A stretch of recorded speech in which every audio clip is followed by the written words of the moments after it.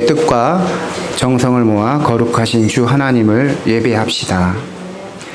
감사함으로 그의 문에 들어가며 찬송함으로 그의 궁정에 들어가서 그에게 감사하며 그의 이름을 송축할지어다.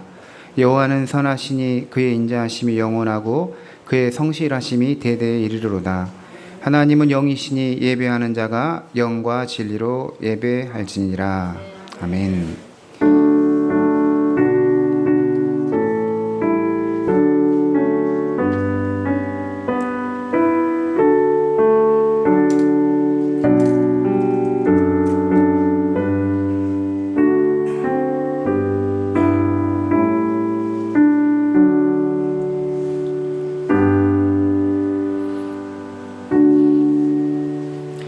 다 같이 일어나셔서 경배 찬송 15장 찬송하시겠습니다.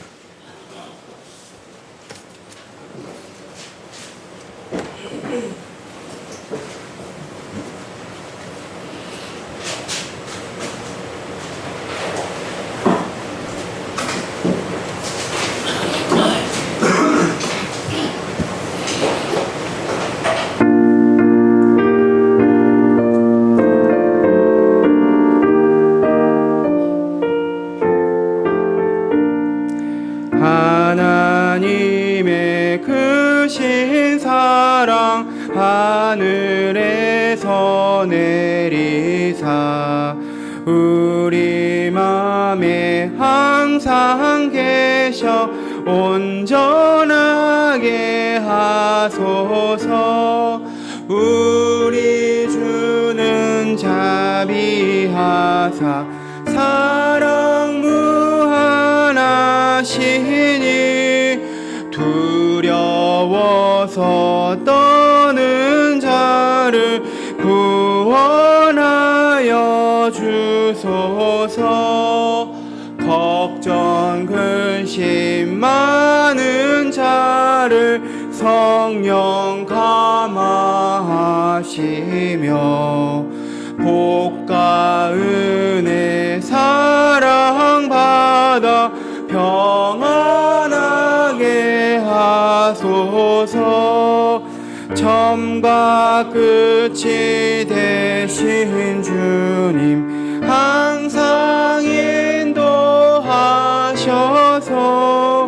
마귀 유혹 받는 것을 속히 끊게 하소서.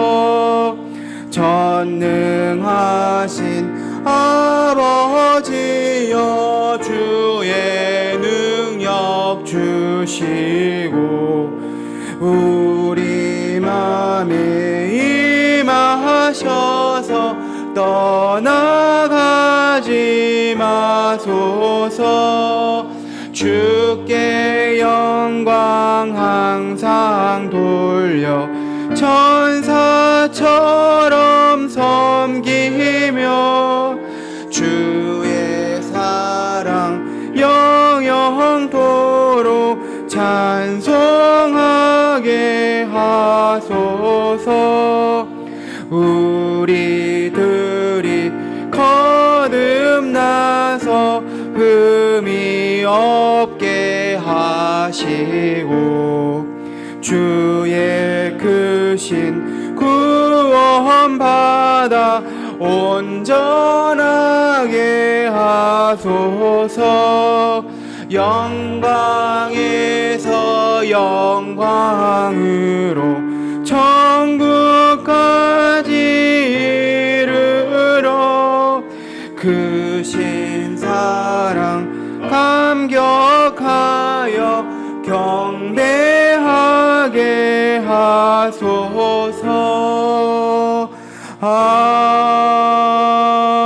아멘. 사도신경으로 우리의 신앙을 고백하시겠습니다. 나는 전능하신 아버지 하나님 창조의 창조주를 믿습니다. 나는 그의 유일하신 아들 우리 주 예수 그리스도를 믿습니다. 그는 성령으로 잉태되어 동정녀 마리아에게서 나시고 본디오 빌라도에게 고난을 받아 십자가에 못 박혀 죽으시고 장사된 지 사흘 만에 죽은 자 가운데서 다시 살아나셨으며 하늘에 오르시어 전능하신 아버지 하나님 우편에 앉아 계시다가 거기로부터 살아있는 자와 죽은 자를 심판하러 오십니다. 나는 성령을 믿으며 거룩한 공교회와 성도의 교제와 죄를 용서받는 것과 몸의 부활과 영생을 믿습니다. 아멘. 사랑하는 성도님들, 하나님은 우리 모두가 자신의 죄와 허물과 잘못을 거짓 없이 고백할 때 용서의 손길을 허락하십니다. 이 시간 한 주간의 삶을 돌아보며 주님과 나만이 아는 죄를 가지고 주님께 참회의 기도를 드리십니다. 그리할 때 주님께서 용서의 은혜를 베푸실 것입니다. 하나님 아버지, 한 주간 저희가 지낼 때 아버지 하나님 앞에서 연약하고 아버지 하나님 부족하고 하나님 죄 가운데 살았던 부분도 있습니다. 하나님 우리를 불쌍히 여겨주시고 우리의 죄를 건져주시고 우리를 구하여 주시옵기 원합니다. 하나님께서 아버지 한 명 한 명 우리 모두 붙들어주시고 하나님 우리의 지었던 모든 알고 지은 죄 모르고 지은 죄 하나님께 회개하고 하나님 우리를 불쌍히 여겨주시고 새 은혜를 내려주시옵기 원합니다. 아버지 하나님 함께 해주시고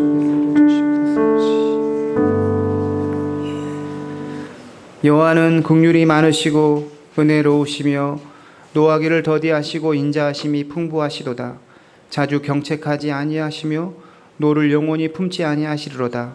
동이 서에서 먼 것 같이 우리의 죄가를 우리에게서 멀리 옮기셨도다. 그러므로 이제 그리스도 예수 안에 있는 자에게는 결코 정죄함이 없느니라. 아멘. 자리에 앉으시겠습니다. 성시교독 35문 시편 84편입니다. 성시교독 35문 시편 84편입니다.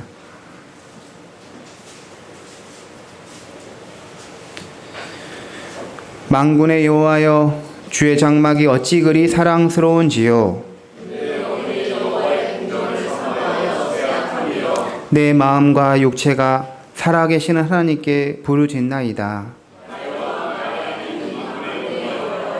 주의 제단에서 참새도 제 집을 얻고 제비도 새끼둘 보금자리를 얻었나이다.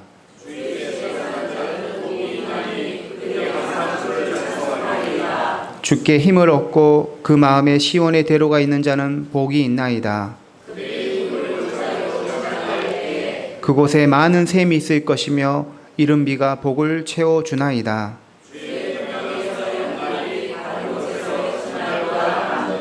악인의 장막에 사는 것보다 내 하나님의 성전 문지기로 있는 것이 좋사오니 만군의 여호와여, 주께 의지하는 자는 복이 있나이다. 아멘.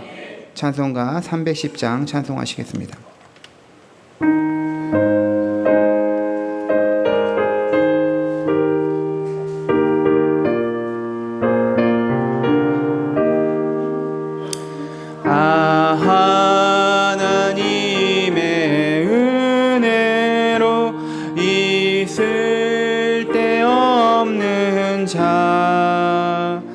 왜 구속하여 주는지 난 알 수 없도다. 내가 믿고 또 의지함은 내 모든 형편 아시는 주님 늘 보호해 주실 것을 나는 확실히 아네.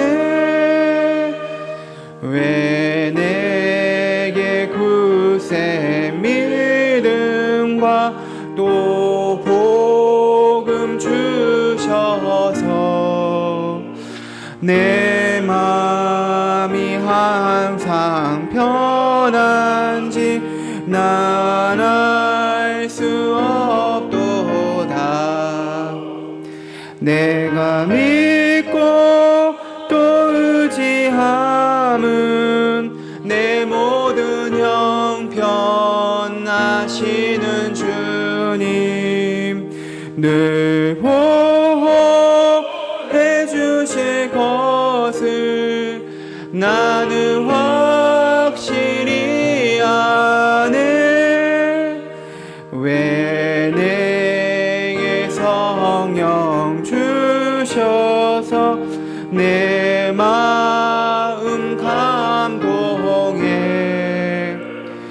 주 예수 믿게 하는지 난 알 수 없도다.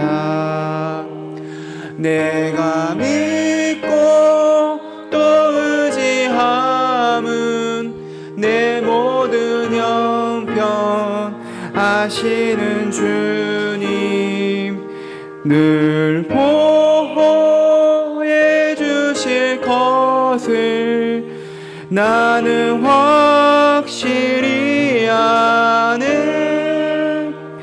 주 언제 강림하실지 혹 밤에 혹 낮에 또 주님 만날 그것도 난 알 수 없도다. 내가 믿고 또 의지함은 내 모든 형편 아시는 주님 늘 보호해 주실 것을 나는 확실히 아네. 우리를 대표해서 허명주 전사님께서 기도하시겠습니다.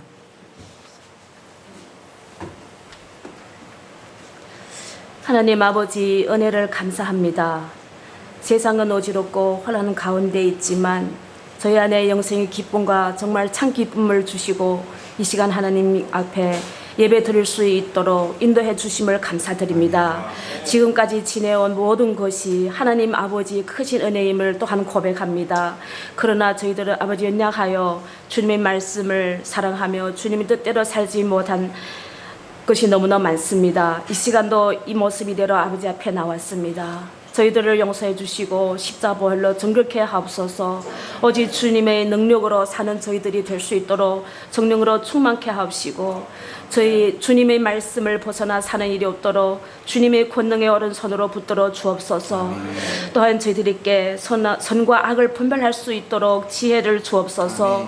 저희 모두가 영적인 게으름에 빠지지 않도록 주여 이 시간도 저희들을 붙잡아 주시고 기도할 수 있는 능력과 힘도 주시옵소서. 이 시간 주님의 말씀을 전하신 목사님께 성령의 능력으로 충만케 하옵시고 성령의 생명의 말씀을 전할 때 저희의 마음을 열어주시고 깨닫는 지혜를 주옵소서. 저희 마음들이 부드러워지고 치유되는 은혜가 있게 하옵소서. 하나님과 또 회복하는 저희 모두가 되게 하여 주시옵소서. 하나님 아버지, 이 자리에 참석 못한 자녀들이 또 있습니다. 어루만져 주셔서 치유되는 은혜가 있게 하옵시고 아버지 앞에 나와 예배드리며 참 기쁨과 평안을 얻게 하옵소서. 소나목자교회를 통하여 하나님의 뜻이 이루어지게 하옵시며 이 주변 영혼들이 항복하고 회개하여 주님 앞에 나와 예배드리며 항복하고 또 아버지 앞에 정말로 회개함으로써 영광 돌리는 이 자리가 차고 넘치게 하여 주시옵소서. 이 시간 하나님께 드리는 특성을 통하여 하나님 이름만이 높여지길 원하며 예배를 위하여 묵묵히 준비하고 수고한 손길 위에 복되게 하여 주시옵소서. 모든 감사와 존귀와 영광을 하나님 아버지께 올려드리며 예수님의 이름으로 기도드립니다. 아멘.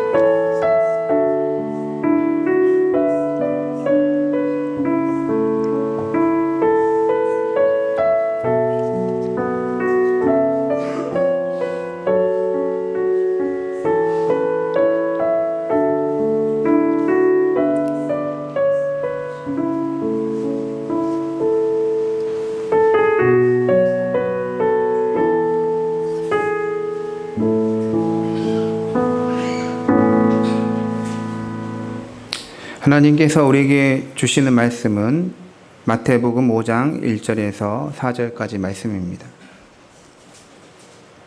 마태복음 5장 1절에서 4절까지 말씀입니다.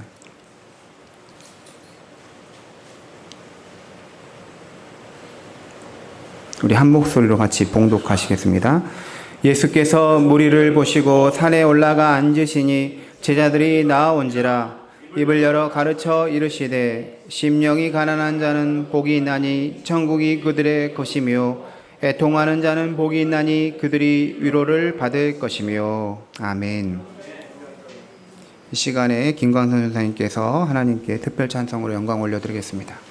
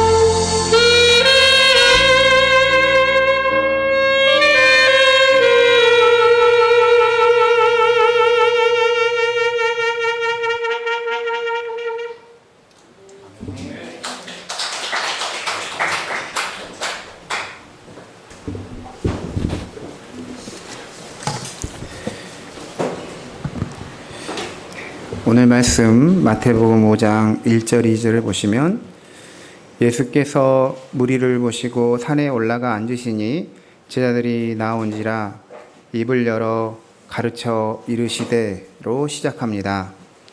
예수님께서 산에 올라갔다. 산에서 제자들을 가르치셨다. 이렇게 시작합니다. 이 가르침은 마태복음 5장부터 시작해서 마태복음 5, 6, 7장 28절에서 예수께서 이 말씀을 마치심에로 끝이 납니다. 마태복음 5장, 6장, 7장은 예수님이 산에서 제자들을 가르치셨다는 뜻에서 산상수훈, 산상설교라고 부릅니다. 그런데 왜 예수님께서는 산에서 제자들을 가르치셨을까요? 이스라엘 사람들에게 산은 특별한 의미를 지닌 장소였기 때문입니다. 노아의 방주는 아라랏 산에서 멈추었습니다. 아브라함이 이삭을 하나님께 드렸던 곳이 모리아 산이었습니다. 모세가 십계명을 받은 곳도 신의 산이었습니다. 이렇듯 산이란 하나님의 계시가 임하는 특별한 장소였습니다. 예수님도 산에서 가르치신 것은 그의 가르침이 하나님으로부터 오는 계시의 말씀임을 알리시기 위해서인 것이죠. 예수님이 산에서 말씀을 선포하셨습니다. 그렇다면 우리도 산에 올라가서 주의 말씀을 받아야 하겠습니까? 예전 성도님들은 산기도를 자주 갔습니다. 또 기도원들이 산에 인접해 있었습니다. 산이 하늘과 더 가깝다라고 생각하기 때문에 주님의 계시가 임한다고 생각하여 산에 기도하러 자주 갔습니다. 저도 예전에 전도사할 때 산기도를 같이 교인들과 가기도 했었습니다. 근데 하지만 꼭 우리가 반드시 산에 올라가서 계시의 말씀을 받아야 하는 것은 아닙니다. 더구나 누가복음 6장을 보면 예수님은 평지에서도 설교를 하셨기 때문입니다. 산에서도 설교를 하시고 또 평지에서도 설교하시고 그러신 것이죠. 그러므로 산이라는 장소에서 하나님의 말씀이 선포됐다는 것은 문자적인 의미에서 산에 올라가야 한다기보다는 시끄럽고 번잡한 세상에서 벗어나 조용히 주님을 만날 수 있는 그런 경건한 장소의 개념으로 우리가 생각을 해야 할 것입니다. 그게 오늘 우리에게는 교회인 것이죠. 교회는 마치 산에서 계시의 말씀이 내려오듯 오늘 이곳에 모인 성도님들에게 주님이 주시는 계시의 말씀이 선포되는 것입니다. 마태복음 5장, 6장, 7장 이 산상설교는 예수님의 그 가르침의 집약체입니다. 압축 파일이에요. 예수님의 가르침의 핵심 중에 핵심 사상이 산상설교인 것입니다. 이 산상설교를 가리켜서 힌두교 신자였던 간디는 모든 종교의 다이아몬드다라고 높이 평가했습니다. 이 산상설교를 경전 중에 경전이요 천국의 헌법이라고 이 힌두교 신자도 이렇게 높이 평가한 거예요. 우리 기독교 신자는 얼마나 이 말씀을 소중히 여겨야 되겠습니까? 그런데 흥미로운 것은 이 산상설교가 무슨 주제로 시작하느냐? 바로 복의 주제로 시작하는 것입니다. 3절부터 심령이 가난한 자는 복이 있나니, 애통한 자는 복이 있나니, 온유한 자는 복이 있나니, 이렇게 8가지 복을 말씀하시면서 산상설교를 시작합니다. 왜 그랬을까? 왜 복을 말씀하시면서 산상설교를 하신 것일까? 그것은 바로 모든 나라, 모든 사람들은 공통적으로 복을 추구하고 좋아하기 때문입니다. 복을 싫어하는 사람 아무도 없어요. 저주, 화 이런 것보다는 복을 원하는 것입니다. 우리나라 사람도 옛부터 복 받는 것을 좋아했습니다. 식사할 때 이 밥그릇에 복복자가 새겨져 있고 숟가락 젓가락에도 복복자가 새겨져 있는 거죠. 이걸로 사용해서 식사를 했습니다. 이 복이 달아난다는 이유로 발을 떨지 못하게 하고 식탁에 앉을 때도 밥상에서도 모서리에 앉으면 복 달아난다고 했습니다. 새해 첫 인사는 새해 복 많이 받으세요라고 인사를 했습니다. 또 설날이 되면 한복을 차려입고 한복 속에 복주머니를 놓고 다니는 것이죠. 그래서 새해부터 복을 많이 받아야 되겠다 이런 마음을 가지는 것입니다. 마치 복이라는 것은 행운처럼 외부로부터 주어지는 어떤 것으로 이해를 했습니다. 우리나라 사람들은 복이 운과 수에서 온다라고 생각했습니다. 그래서 운수대통 이런 말을 했습니다. 로또에 당첨이 되면 그것은 특별한 운이고 그 특별한 운이 복이라고 생각해서 운복이라는 말도 있는 것이죠.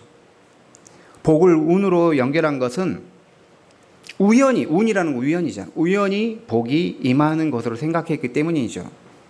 아니면 복을 운명처럼, 숙명처럼 자신에게 찾아오는 것으로도 여겼습니다. 그래서 자신의 어떤 능력과 무관하게 주어지는 것을 복이라고 생각했던 것이죠. 하지만 이 서양 철학에서는 예를 들어서 아리스토텔레스 같은 경우는 복을 우연히 주어지는 그런 것으로 여기지 않고 자신의 능력과 어떤 덕, 실력 이런 것과 연결을 시켰습니다. 자기가 가진 재능이나 능력을 충분히 잘 발휘할 때 어느 순간에 복된 행복한 사람이 된다라고 여겼습니다.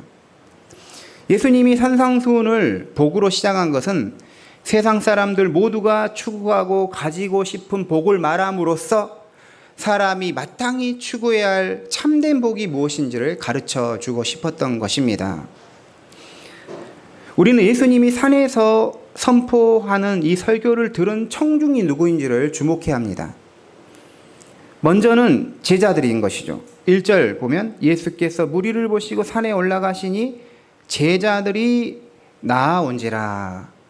산상설교를 듣는 그 직접적 대상은 모든 것을 버리고 주님을 따른 제자들이었습니다.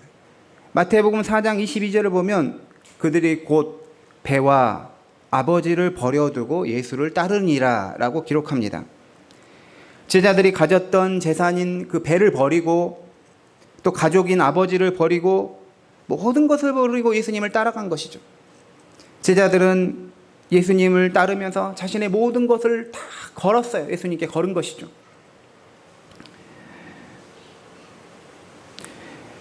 그런데 감사한 것은 예수님께서 제자들에게 복 있다, 복되다라고 선언해 주신 것입니다.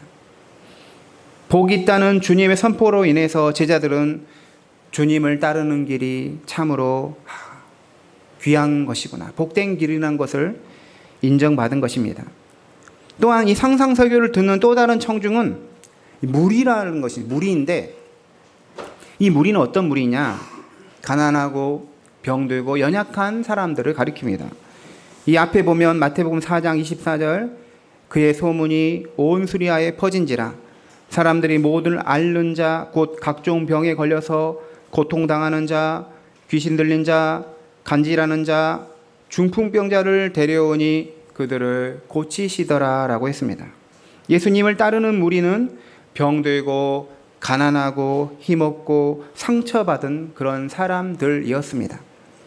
예수님께서 산상설교에서 그 비천한 사람들에게 가장 먼저 꺼낸 말씀이 마카리오이, 헬라어로 복이 있나니 복이 있는 사람들입니다 라고 하는 것이죠. 우리말 성경에서는 심령이라는 말이 먼저 나오지만 헬라어 성경으로 보면 이 복이 있다라는 말이 먼저 나옵니다. 당시 예수님을 따르던 무리들은 사회에서 존경받고 권력 있고 돈 있고 빽 있는 소위 성공한 사람들이 아니라 무시받고 멸시받는 연약한 사람들이었는데 바로 그들에게 예수님이 가장 먼저 입을 여셔서 하시는 말씀이 복 있는 사람이라는 거예요. 그들에게 누구도 복 있다라고 말하지 않았는데 본인 스스로도 나는 복된 사람이라고 생각하지도 않았는데 예수님 따라가며 은혜를 구할 때 예수님께서 복된 사람이라고 선언해 주신 것입니다. 이 얼마나 감사합니까? 그들에게 복되다는 말이 떨어지는 순간 예수님께로 마음의 문이 활짝 열려버리는 것입니다. 더구나 예수님은 복되다라고 선언했을 뿐만 아니라 무엇이 복인지에 대한 내용도 다르게 말씀하십니다. 새로운 복이에요. 오늘 말씀 설교 제목이 새로운 복입니다.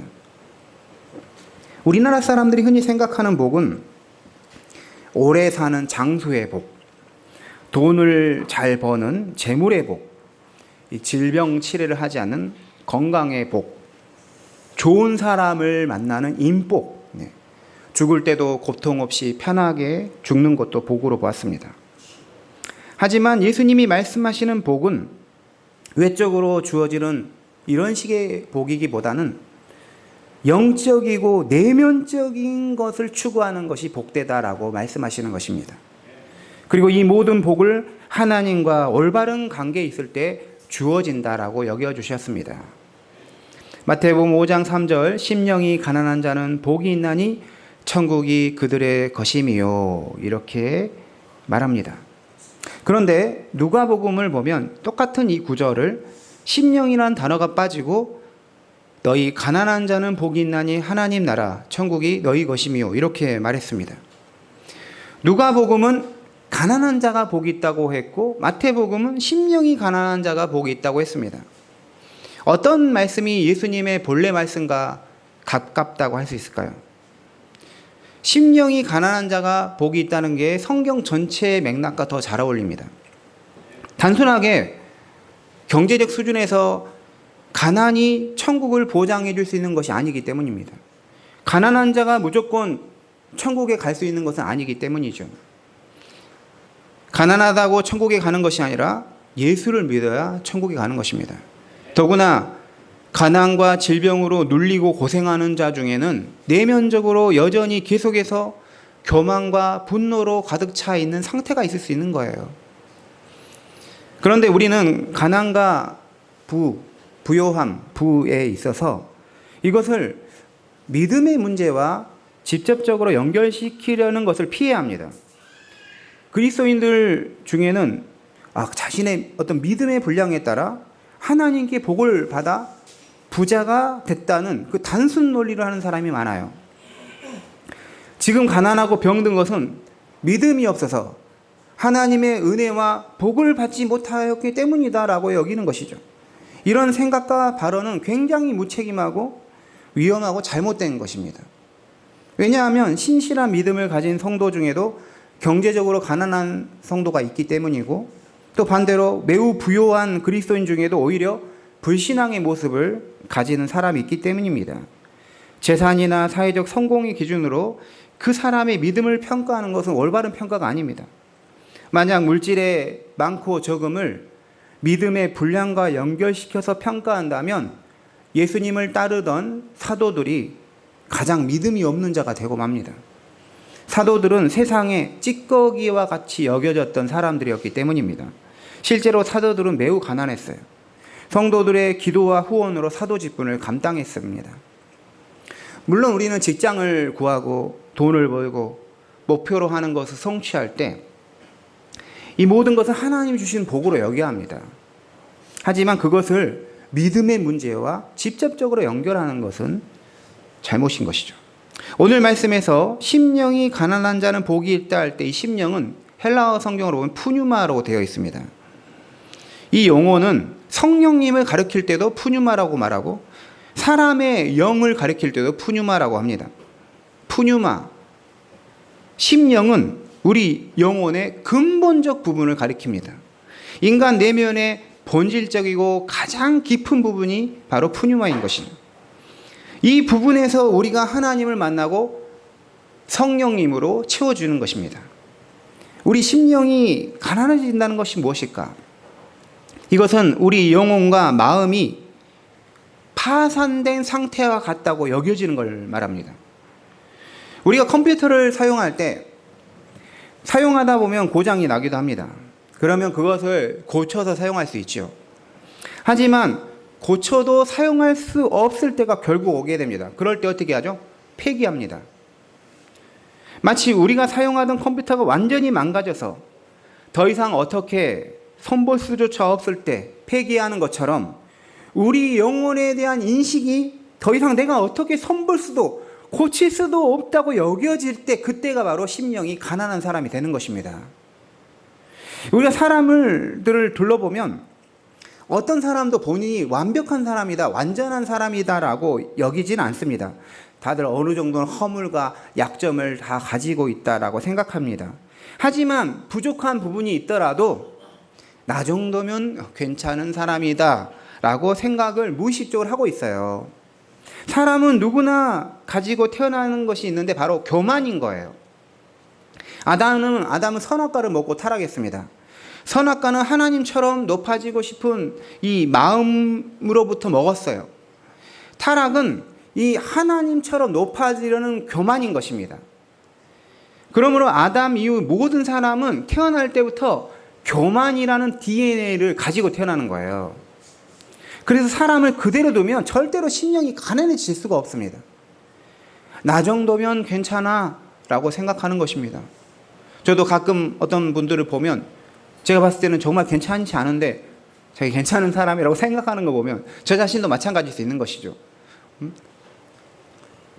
그러면 어떻게 할 때 심령이 가난해질까요?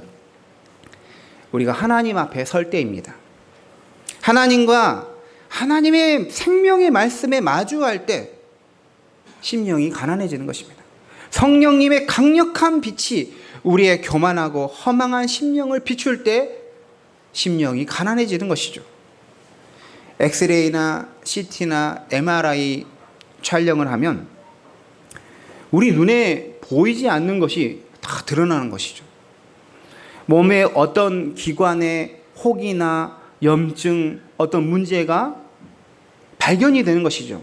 암도 찾아질 수 있는 것입니다. 사실 잘난 것도 없지만 스스로 교만하여져서 잘났다고 생각하던 사람의 마음속에 하나님의 은혜가 임하게 되면 그때부터 하나님의 엑스레이, 하나님의 CT, 하나님의 MRI가 자기를 진정으로 보게 하게 되는 거예요. 그러면서 자신의 더럽고 추한 모습을 발견하고 진정으로 주님을 찾게 되는 것입니다. 전에는 하나님은 내 인생의 한 그 액세서리 정도로 여겨졌다면, 그것도 아니면 하나님은 나와 전혀 무관한 존재로 여겨졌는데 심령이 가난해지면 하나님이 이때부터 전부가 되는 것입니다. 하나님이 없다면 내가 모든 것을 가져도 아무것도 아닌 것이 돼버립니다. 아무리 많은 것을 가져도 내가 아무리 많은 것을 누려도 무의미하게 되는 것이죠. 이 세상 것으로 아무리 누리고 채워도 결국은 내 심령이 채워질 수 없다는 것을 알게 되는 것입니다. 그것은 바로 하나님으로만 채울 수 있다는 것을 알게 되는데 이게 바로 심령이 가난해지는 것이죠. 베드로가 예수님 만날 때 베드로는 밤이 새도록 수고하여도 물고기 한 마리를 잡지 못했습니다. 하지만 예수님께서 깊은 곳에 가서 그물을 내리라고 했을 때 그 말씀을 듣고 순종하여 그물을 내렸어요. 2배가 가득 찬 물고기를 잡게 되었습니다. 하지만 이때부터 베드로는 그 물고기, 자기가 잡으려고 했던 물고기가 눈에 전혀 들어오지 않고 물고기를 잡게 하셨던 예수님이 눈에 들어온 거예요. 그러면서 예수님께 나는 죄인이로소이다 라고 말했습니다. 심령이 가난해진 것입니다. 사도 바울은 예수님 만나기 전에 가치 있다고 여겨졌던 것이, 자기가 정말 소중하게 여겨졌던 것들이 예수님 만나면서부터 그 가치가 완전히 전복이 된 것입니다. 예수님 안에서만 자기 율법을 지켜서 의를 행하려고 했는데 예수님 믿음으로써 의를 발견한 것이죠. 사도 바울은 빌립보서 3장에서 그러나 무엇이든지 내게 유익하던 것을 내가 그리스도를 위하여 다 해로 여길 뿐더러 또한 모든 것을 해로 여김은 내 주 그리스도를 아는, 예수를 아는 지식이 가장 고상하기 때문이라. 내가 그를 위하여 모든 것을 잃어버리고 배설물로 여김은 그리스도를 얻고 그 안에서 발견되려 함이니라 라고 했습니다. 예수님 만나기 전에는 사도 바울은 자기 육체를 자랑하고 신뢰했다면 예수님 만나면서 자기가 자랑하던 것들은 다 그냥 배설물인 거예요. 쓰레기인 것입니다. 왜냐하면 그 예수님이 그 어떤 것보다 소중하다고 여겨졌기 때문입니다. 심령이 가난하다는 것은 그 심령이 하나님께로 향하는 마음이 생기게 됨을 말합니다. 심령이 가난하다는 것은 세상적인 어떤 것으로 채우려는 것이 아니라 자신을 비우고 그 비워진 곳에 하나님이 채워지는 것을 말합니다. 예수님께서는 심령이 가난한 자는 복이 있나니 천국이 그들의 것이다 라고 말씀하셨습니다. 보상을 말하는 것이죠. 결과를 말하는 것입니다. 우리 기독교의 복음은 소망이 없이 결코 존재하지 않습니다. 소망이 있는 거예요. 올림픽에 참가하는 선수들이 자기를 죽여가며 극한의 훈련을 감당하는 이유는 국가대표가 되고 또 올림픽에 참가해서 메달을 얻을 수 있을 것이라는 그런 소망 때문인 것입니다. 예수님께서는 우리의 심령이 가난해져야 함을 말씀하시면서 그렇게 될 때 천국에 들어간다는 약속을 우리에게 주시고 있어요. 영생에 대한 소망을 품게 하셔서 성도로 하여금 인내할 수 있게 하신 것이죠. 그런데 여기서 시제를 보면 천국이 그들의 것일 것이다가 아니라 그들의 것이다라고 현재형으로 사용하는 걸 볼 수가 있습니다. 천국은 분명 우리 미래에 장차 우리에게 주어질 것이라는 그 약속이지만 동시에 현재 우리가 소유하고 누리는 것입니다. 천국은 죽어서 가는 것이지만 살아서 간접적으로 우리가 체험할 수 있는 것이 천국인 것이죠. 예수님은 산상수훈을 시작하면서 복을 말씀하셨고 이 8가지 복 중에 첫 번째 복으로 심령이 가난한 자의 복을 말씀하셨습니다. 그 이유가 있어요. 이제부터 시작하게 될 이 천국의 말씀을 너희가 받을 마음의 준비를 하라라는 것입니다. 심령이 가난해져야 말씀이 들린다는 거예요. 저는 진짜 거지입니다. 영적인 거지입니다. 저에게 말씀을 주십시오 라는 마음을 가질 때 말씀이 귀에 들리게 되는 것입니다. 우리가 사랑하고 아끼는 사람에게 아무리 옳은 말을 하고 좋은 말을 하더라도 그 말을 받을 마음의 준비가 되어 있지 않으면 하나도 말씀이 안 들리는 거예요. 예. 제가 월요일인가? 피 검사를 하려고 하준이를 데리고 이제 여기까지 오고 있는데 옆에 앉혀놓고 계속해서 잔소리했습니다. 계속해서 버스에서 차에서 막 이야기하는데 안 들리는 것 같더라고요. 가난하지 않아요, 마음이. 심령이 가난해지면 말씀이 들리는 거예요. 예. 우리가 하나님께로 돌아가는 회심이 뭘까? 회심이라는 거는 다른 말로 하면 가르침을 받을 만한 마음이 되는 거예요. 그러니까 말씀을 들을 만한 마음이 되는 게 회심인 거지, 하나님께로 회심했어요 하면서 하나님 말씀이 하나도 안 들린다, 회심이 아닌 것이죠. 회심을 하면 말씀이 이제 하나씩 들리게 되고 나에게 말씀이 영향을 미치게 되는 것입니다. 심령이 가난해져야 팔복부터 해서 계속해서 이어지는 하나님의 말씀, 천국의 복음이 귀에 들려지고 수납이 되게 되는 것이죠. 예수님께서 말씀하시는 두 번째 복은 애통하는 자가 복이 있다입니다. 저는 오늘 두 가지 복을 말하고 다음 주 이어서 계속해서 2개씩 말씀을 전하겠습니다. 사람은 질병이 있을 때 통증을 느끼게 됩니다. 통증 자체는 피하고 싶고 고통스럽지만 통증은 자신이 병들었다, 문제가 있다는 사실을 알려주는 긴급한 신호입니다. 반드시 필요한 몸의 신호인 것이죠. 이번 주중에 우리 성도님들 다들 힘들게 보내셨던 분들이 있었어요. 저도 월요일부터 수요일까지 이 감기 몸살로 힘들었고, 또 금요일 어제 엊그제는 치통으로 굉장히 힘들었어요. 이 통증의 최고 3개 통증 중에 하나 치통인데 너무 힘들어가지고 이제 병원 가서 이 염증 빼는 치료를 하는데 CT를 찍더라고요, 그 치아를. 근데 지금 빨리 이거를 해결을 해야 한다는 것이죠. 안 그러면 이게 옆으로 번질 수 있다는 것이죠. 통증이란 거 어떻게 보면 좋은 거예요. 만약에 통증이 안 오고 괜찮았으면 옆으로 그 염증이 퍼져나가면 발치를 다 해야 될 수도 있는 거죠. 암이 무서운 것은 어떤 암은 초기에 발견이 되지 않기 때문입니다. 암이 유발하는 통증을 느낄 정도면 이미 암이 퍼져 있을 수 있다는 것이죠. 사람의 몸에 뜨거운 물이 떨어지거나 유리 조각을 밟아도 통증을 느끼지 못한다면 그게 좋은 것이 아니라 그게 가장 안 좋은 것이죠. 몸에 통증을 느끼지 못하게 하는 것도 질병입니다.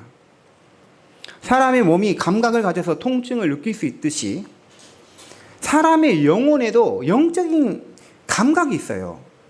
이 영적인 감각은 죄를 지을 때 혹은 죄라는 질병이 우리에게 생겼을 때 그에 대한 통증을 느끼게 합니다.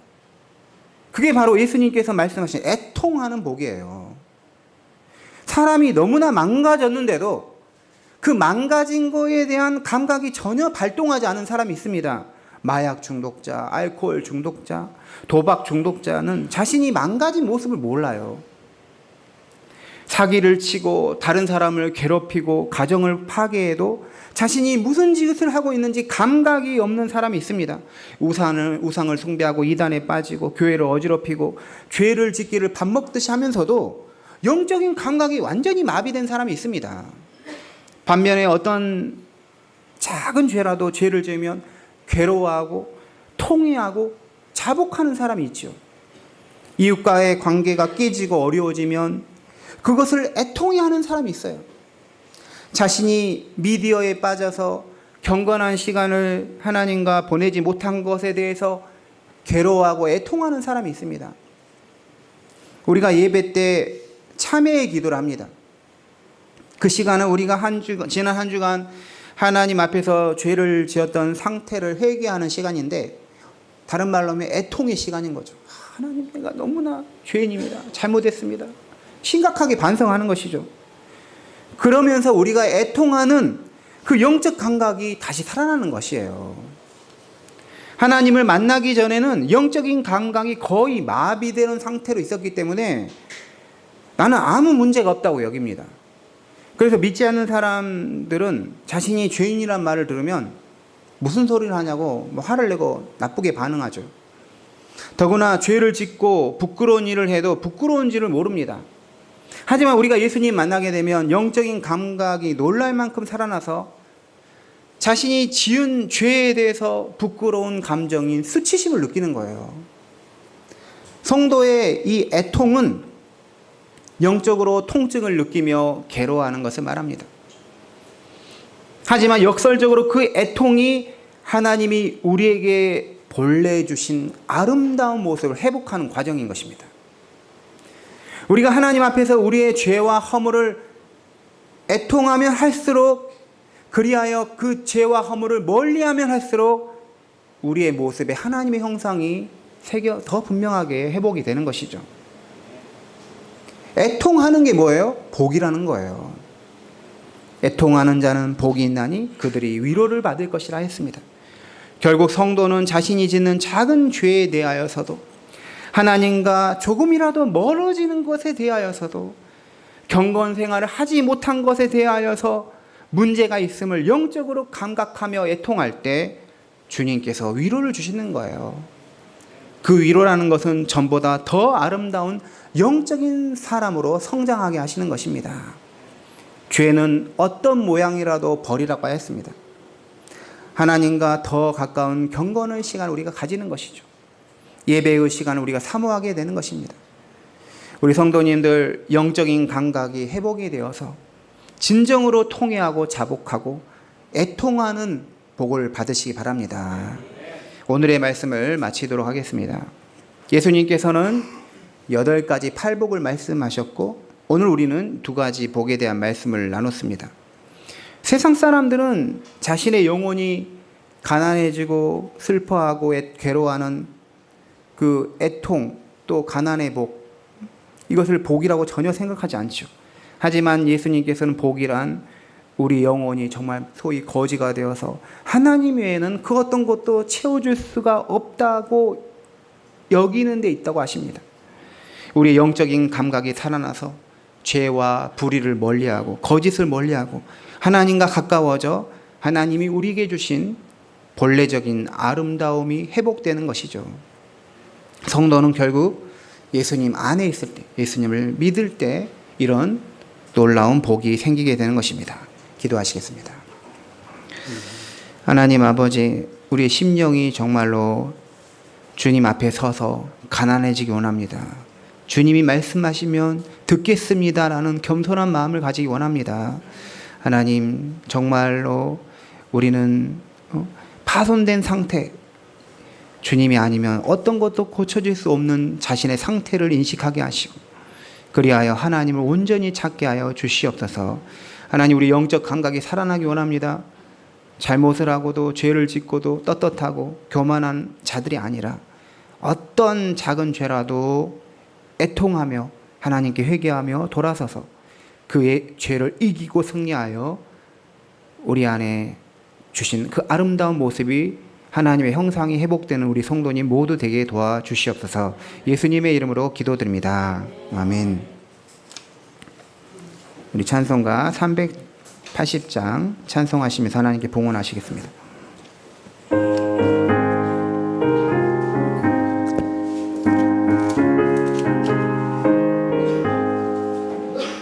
나의 생명 되신 주님 앞에 나아갑니다. 주의 흘린 보혈로 정케 하사 받아주소서. 날마다 주를 찬송하겠네. 주의 사랑 줄로서 나를 굳게 잡아 매소서. 괴로운 세상 지날 때 나를 인도하여 주소서. 주를 믿고 나가면 나의 길을 잃지 않겠네. 날마다 주를 찬송하겠네. 주의 사랑 줄로서 나를 굳게 잡아 매소서. 세상 살아갈 때에 주를 더욱 사랑합니다. 밝고 빛난 천국에 나의 영혼 가겠네. 날마다 주를 찬송하겠네. 주의 사랑 줄로서 나를 굳게 잡아 매소서. 아멘.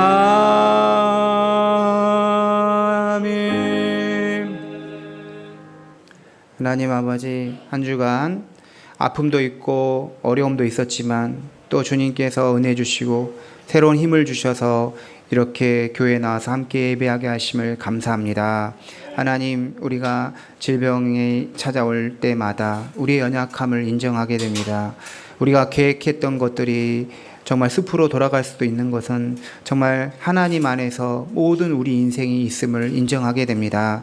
우리가 교만하지 않고 겸손하게 하나님께서 우리의 삶을 지도하시고 이끌어 가심을 믿는 우리 모든 성도님 되기 원합니다.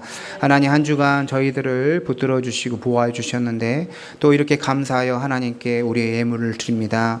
우리의 땀을 주님께 드립니다. 우리의 눈물을 주님께 드립니다. 우리의 수고를 주님께 드립니다. 이 드리는 것 작지만 주님께서 크게 놀라운 역사로 사용하여 주심을 믿습니다. 하나님, 우리 드리는 손길 위에 하나님께서 복에 복을 더하여 주셔서 그리스도 안에서 풍성한 은혜가 있게 하여 주시옵소서. 이 예물이 쓰이는 곳에 정말로 심령이 가난한 자의 복, 애통하는 자의 복이 나타나게 하여 주시옵소서. 주의 복음을 들을 수 있는 그 귀가 준비된 자들에게도 복음이 전해지게 하여 주시옵소서. 감사드리며 예수님의 이름으로 기도드립니다. 아멘. 우리 교회 소식 안내하도록 하겠습니다. 옆에 분들과 인사하겠습니다. 우리는 행복한 사람입니다. 다른 사람 인사하겠습니다. 심령이 가난한 사람이 됩시다. 네. 주중에 성경 읽기 여호수아 3장 5장 히브리서 11, 12장입니다. 우리 하반기 교육부 장군 다 이렇게 지나고 하겠습니다. 2025년 이제 11월 달에 수능 시험이 있는데요. 우리 교회에 대입 수험생이 2명 있습니다. 장인규 우리 형제, 김성술, 박순덕 집사님의 손자입니다. 그리고 김시은 우리 학생이 우리 이제 수능을 준비하고 있는데요. 우리 성도님들 생각나실 때마다 체력과 또 집중력 있게 공부할 수 있도록 기도해 주시기 바랍니다. 저는 이제 내일 1박 2일로 온신학 여름 학술대에 대구에서 참석하게 됩니다. 저희 교회 온라인 헌금 교회 계좌가 선한 목자 교회 이름으로 가지게 되었습니다. 그래서 우리 헌금을 이 온라인 계좌로 하시길 원하는 분들은 이 선한 목자 교회 기업은행 계좌로 송금하시면 되겠습니다. 이 시간에 하반기 교육부 장학금 우리 지급을 하도록 하겠습니다. 우리 교육부 아이들 초등, 중등, 고등 학생들 앞으로 나와주시기 바랍니다. 네, 다 나와주세요. 지금 라엘이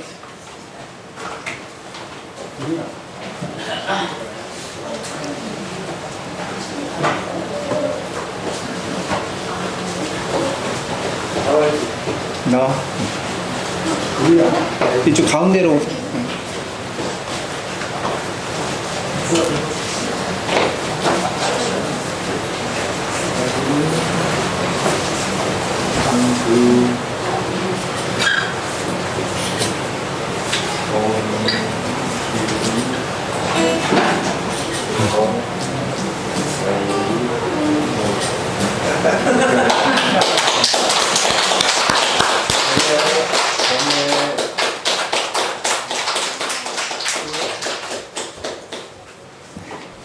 제가 기도하겠습니다. 하나님 아버지, 다음 세대 하나님 이 복음이 우리로부터 다음 세대로 이어지고 주님이 오실 때까지 이어지기 원합니다. 하나님께서 우리 자녀들, 어린아이들을 주님께로 오는 것을 환영하셨습니다. 우리 아이들이, 자녀들이 정말로 주님께로 가까워지고 또 학업이나 가정에서 또 자기의 역할들을 잘 감당할 수 있도록 도와주시고 지혜와 명철, 총명, 건강 더하여 주시고 우리에게 주시는 그 하나님의 능력으로 세상의 학문을 다니엘처럼 통찰하게 하시고 다 이루어지게 깨뚫게 하여 주시옵소서. 영적인 부분에 있어서 정말 신령한 세계를 보게 하여 주시고 하나님 말씀을 항상 영의 양식으로 삼을 수 있는 그런 지혜로운 우리 자녀들 다 되게 도와주시옵소서. 함께 예배드리고 믿음 생활할 때 우리 성인 성도님과 함께 우리 아이들의 믿음도 함께 성장할 수 있도록 은혜 내려 주시옵소서. 감사드리며 예수님의 이름으로 축복하며 기도합니다. 아멘. 네, 다 같이 일어나셔서 파송에 찬송하시겠습니다.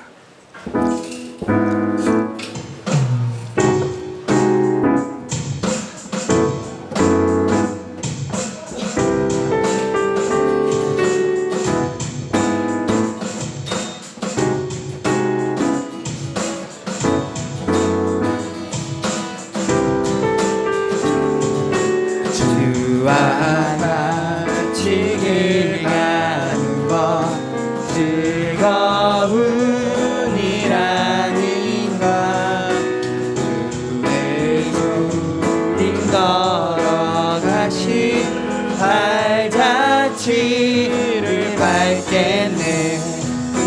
한 걸음 한 걸음 주 예수와 함께 날마다 날마다 우리 걸어가리. 어린아이 같은 우리 일어나고 약하나 주의 손에 이끌려 생명길로 가겠네. 한 걸음 한 걸음 주 예수와 함께 날마다 날마다 우리 걸어가. 한 걸음 한 걸음 한 걸음 한 걸음 주 예수와 함께